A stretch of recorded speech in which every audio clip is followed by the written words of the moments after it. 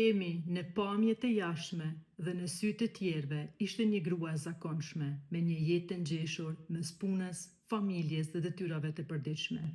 Mirë po brenda vetës e ndjente se diçka mungonte, edhe pse kishte gjithçka që do të quajë një jetë e mirë, një punë sigurt, një shtëpi të ngrohtë dhe njerëz që e donin.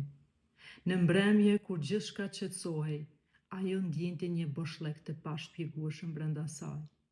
Ishte një zë i heshtur që i përshpëriste, ka më shumë. Kërkoje. Një ditë teksa shëtiste në pyll, afër shtëpisë së saj, Emi pa një dru të vjetër, rrënjët e secilit ishin zhveshur nga dheu. Një deg ishte thyer, por pema ende qëndronte krenare duke sfiduar kohën dhe stuhit. E tërhequr nga kjo pamje, ajo ul pranë pemës dhe ndjeu një ndjesi paqe si asnjëherë më parë. Pa pritur një mendim i erdhi në mendje. Si kjo pemë, edhe unë kam rrënjë, por kam harruar ku janë. Duhet t'i gjej. Nga ajo ditë Emi vendosi të fillonte një udhtim të brendshëm për të gjetur rrënjët e saj, për të kuptuar kush ishte dhe pse ndjente boshllëk.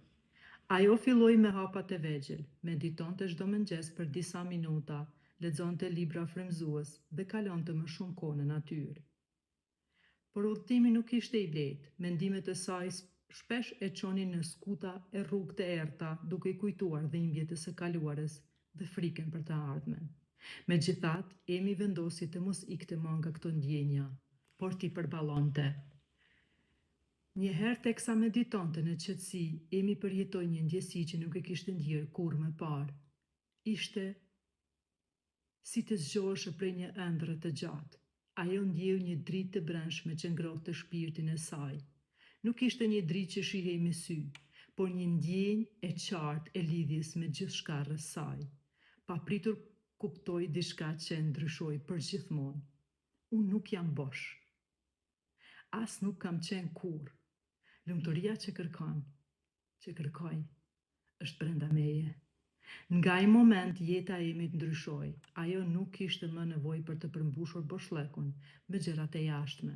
Ajo filloi të jetonte çdo ditë me mirënjohje, duke vlerësuar momentet e vogla, rrezet e diellit mbi lëkurë, tingullin e shpendëve, buzëqeshjen e një fëmie. Tani, kur të tjerët e pyetnin si kishte ndryshuar, ajo thoshte, u ktheva te vetvetja. Gjithçka që kërkoja ishte brenda meje, por duhej të ndaloja se kërkuari jashtë për ta kuptuar. Emi kuptoi se zgjimi shpirtëror nuk ishte një destinacion, por një udhtim i vazhdueshëm. Ajo mësoi se çdo sfidë ishte një mësim, çdo pengesë një mundësi për rritje, dhe çdo moment një dhuratë për t'u jetuar. Dhe mbi të gjitha, ajo zbuloi sekretin që ndoshta të gjithë ne e kërkojmë. Parajsa nuk është një vend që duhet të arrijmë, por një gjendje shpirtërore që mund ta kryejmë kudo që jemi.